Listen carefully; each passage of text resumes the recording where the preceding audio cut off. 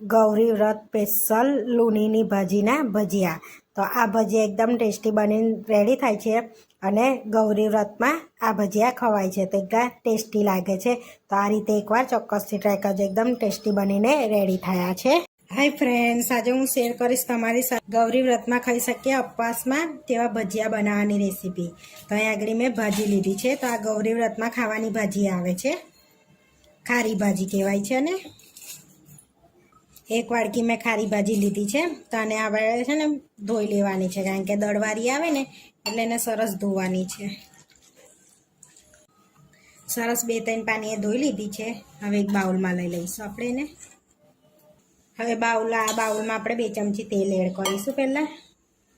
તો અહીંયા 1 ચમચી 2 ચમચી તેલ એડ કરીશું અને થોડું પાણી એડ કરીશું 1 ચમચી જેવું. અને પહેલાં આપણે એને ફીણી લઈશું.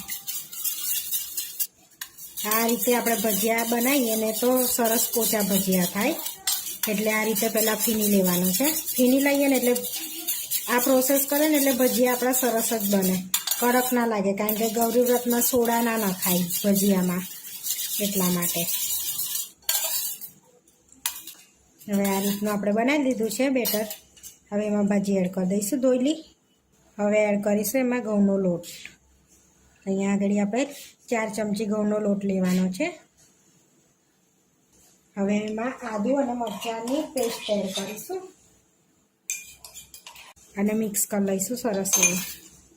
પહેલાં હાથથી જ મિક્સ કરી લેવાનું છે. હવે થોડું થોડું પાણી એડ કરીશું આપણે અંદર. આમાં મીઠું એડ નથી કરવાનું ઉપવાસમાં. હવે એમાં 2 ચમચી ધાણા એડ કરીશું આપણે. મિક્સ કરી લઈશું આપણે.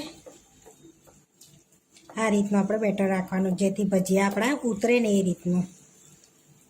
આપણું બેટર રેડી છે. હવે 10 મિનિટ આપણે રેસ્ટ આપીશું એને. રેસ્ટ આપીને આપણે થઈ ગયું છે. તો હવે આપણે થોડુંક જીરું એડ કરીશું. જીરું એડ કરવાનું ભૂલી ગઈ હતી. જીરું ખવાય એટલે જીરું એડ કરવાનું અને સરસ મિક્સ કરી લેવાનું છે ને. અને કઠણ હોય તો તમે થોડું પાણી એડ કરી શકો છો. બેટર કમ્પ્લીટ છે આપણું.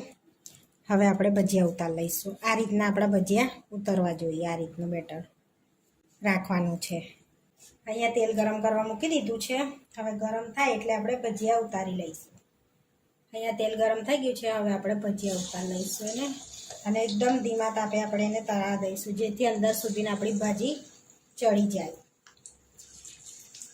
હવે આપણે પલટાઈશું એને. ભાજીના ગોલ ભજીયા ના થાય એટલે આપણે થોડાક પાણી વધારે એડ કરીએ ને તો પોચા ભજીયા થાય, એટલા માટે. ને ધીમા તાપે સરસ એવા તળા દઈશું.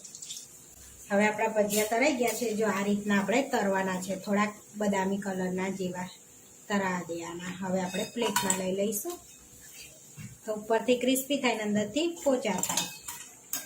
હવે આ રીતે આપણે બધા ભજીયાને ઉતારી લઈશું. આપણા જો સરસ એવા ભજીયા તળાઈ ગયા છે. હવે આપણે સર્વ કરી લઈશું. તો અહીંયા ભજીયા લઈ લઈશું આપણે.